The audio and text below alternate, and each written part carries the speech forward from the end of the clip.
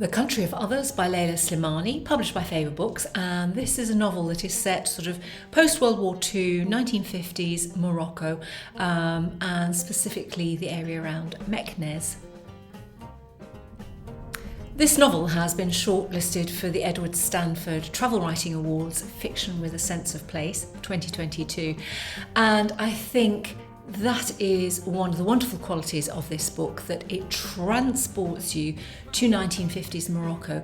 You know, the smells are there, the feel is there, the sights and sounds and the heat and the culture, I guess, you know, because there's a lot to tell, because 1956 Morocco gained independence from the protectorates of France and Spain.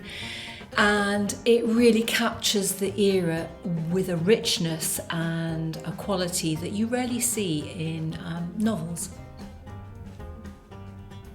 So this is the story of Mathilde, who was born in Alsace, and she falls in love with Amine, and Amine is a Moroccan, and they get married in France, in Alsace, and they decide to relocate to Morocco. And of course, it's a very, very different life there, particularly for a woman. She has to, you know, subjugate herself. They set up in a farm. It's quite arid. He tends the soil by hand. And it's a very difficult life. She produces children for him, and she sets up a family, and she has a servant. But it's a hard life. You get the sense of what it's like to be a woman there, the hardships.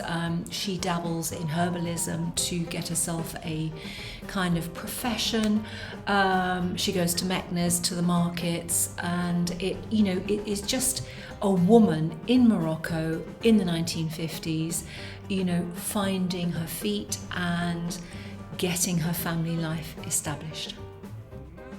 I believe this is the first of a trilogy, and you can kind of see how it is laying out, I guess these will be the grandparents, or, you know, the first generation that Leila Slimani looks at, and as it comes towards the end, it's almost, you can see it kind of moving into the next book, whenever that will be. So it's a very densely, richly written novel, really just about life. It doesn't particularly go anywhere, but it just transports the reader back to this time and place that is just wonderfully evocative. So if you are looking for something that's set in Morocco that gives a sense of the footsteps past, what it was like in the 1950s, you know, there was violence as they were looking for independence. Mathilde is also a blonde woman, and of course she sticks out like a sore thumb, and, you know, therefore she is seen as a colonialist. Her husband blows hot and cold, he's a little bit labile, and there was one bit that really struck me.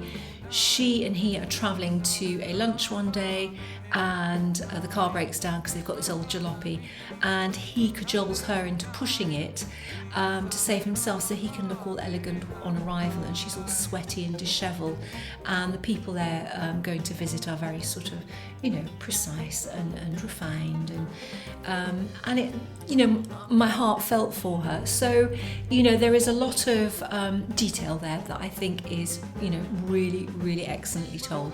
So if you're looking for a story set in Morocco, Leila Slimani's The Country of Others. She's also been known for writing Lullaby and Adele, and this is a very different style, a very different story. So she's a very versatile writer, so good one to pick up.